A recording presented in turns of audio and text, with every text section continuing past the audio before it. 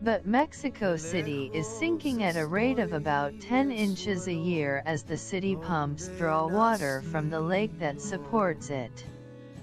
In fact, it has sunk so much that it lost its title as the seventh highest capital city in the world to Yemen and now sits at number 8. It was the birthplace of North American print long before phones and the internet became commonplace.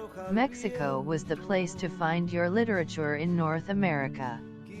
In 1539, Mexico City was the first place in all of North America to use the printing press.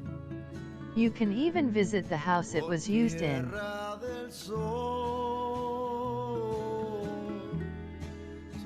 Mexican kids don't get presents on Christmas. Children in Mexico receive their Christmas presents on January 6th, not December 25th. Rather than celebrating the birth of Jesus, Mexicans instead celebrate the day the three wise men arrived to give gifts to Jesus. Everyone gets presents when Jesus gets presents. Home of the world's largest tamale. Americans are known for having huge portions when it comes to food, but even they would have a tough time finishing a 3-foot-long, 150-pound tamale that takes a village to make. The El Zacahuil is often enjoyed at special celebrations or Xanthalo, the Feast of All Saints, and can feed around 70 people. This monstrosity is stuffed with pork or turkey, piled high over chili and a mouth-watering blend of spices, and served up on grilled banana leaves with pickled jalapenos.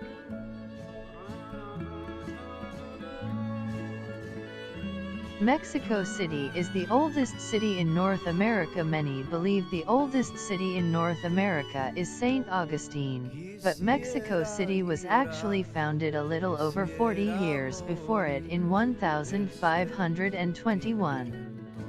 The city was built by the Spaniards on the ancient ruins of the Aztec city of Tenochtitlan.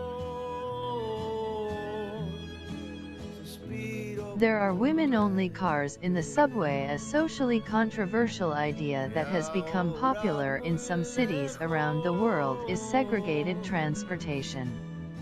Mexico City is one of those cities with subway cars where it is illegal for men to enter, creating a space that's completely. Like any large city, Mexico City has its standard crime rate, and this is to try and help combat public groping, assault, and even kidnapping. To compare cities, Mexico City is still about as safe as New York City. It even has the reputation as one of the safer places to go.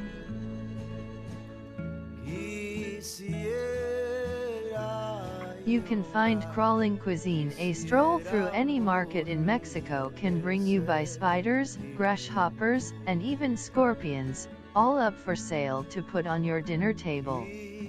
Some find this horrifying, but adventurous foodies can find some excellent grub in Mexican markets, among other crawling things.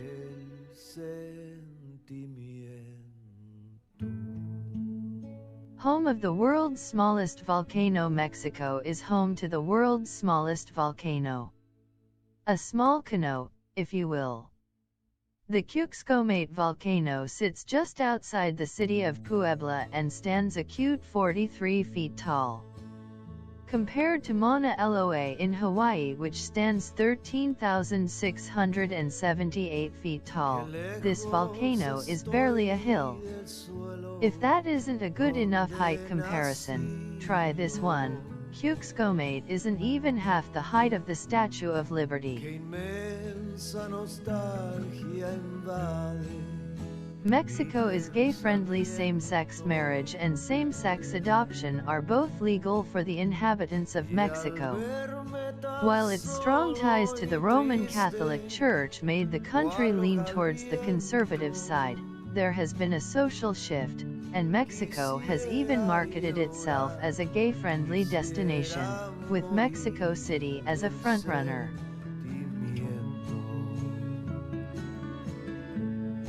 Mexico has near ancient education. What is the oldest university in North America? Many would assume Harvard, but it has nothing on the National Autonomous University of Mexico in Mexico City. This dinosaur opened in 1551 as the Royal and Pontifical University of New Spain, but unfortunately was closed in 1867 during the dictatorship.